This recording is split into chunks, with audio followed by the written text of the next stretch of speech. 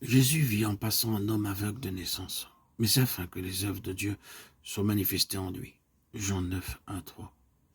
La cécité spirituelle est l'état et la condition de l'homme dès sa naissance. Son esprit est dans la mort. La lumière de la vie n'est pas en lui. À cet homme qui n'avait jamais vu le Seigneur fit une application de boue sur ses yeux et obéissant à l'ordre du Seigneur, il alla se laver au réservoir de Siloé et l'homme vit. Jusqu'alors, il dépendait ce qu'on lui disait concernant les choses qui l'entouraient. Il vivait des explications de son entourage et s'en faisait une représentation. Mais il n'avait aucune connaissance personnelle résultant d'une vision qui lui était propre. Il était assujetti à une certaine façon de voir. Il n'était pas libre en lui-même. Dès que l'aveugle fut l'objet de ce miracle, le fait immédiat, c'est que cet homme se trouva en butte à l'opposition du système religieux de son temps. Il en est toujours ainsi quand un homme a commencé de voir et devient la cible de ceux qui prétendent posséder la vérité et en être les dépositaires. Nous voyons ainsi ce que produit la lumière lorsqu'elle vient en nous. L'aveugle, ou plus exactement celui qu'il avait été, pris position avec fermeté face aux pharisiens incrédules, lorsqu'il déclara « Je sais une chose, c'est que j'étais aveugle, que maintenant je vois ». Jean 9, 25.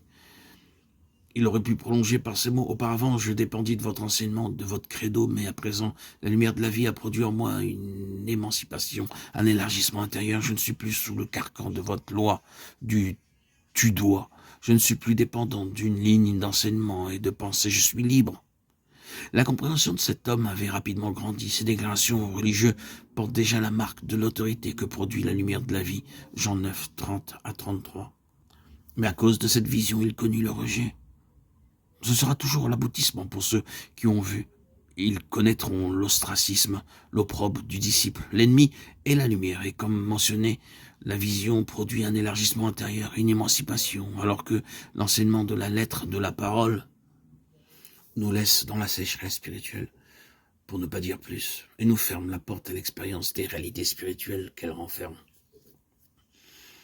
La capacité de voir et la mesure croissante de cette vision sont gouvernés par la reconnaissance et l'établissement de Christ comme la seule autorité. La vision n'est pas quelque chose, mais une personne. Christ, la vision de Dieu. Il est important de noter la croissance de la vie. Tout d'abord, l'aveugle rendit témoignage de ce que le Seigneur avait fait pour lui. En lui accordant la vue ensuite, il discerna qu'il était aussi prophète, mais ce n'est que lorsqu'il le vit et entendit sa voix qu'il tomba à ses pieds et adora. Le Seigneur est venu non seulement pour nous racheter, mais pour que nous le voyions par une révélation du Saint-Esprit. C'est là le but merveilleux et glorieux de la vie, révéler Christ, qui est la vie et la lumière. En elle, en lui, était la vie, et la vie était la lumière des hommes. Jean 1, 4.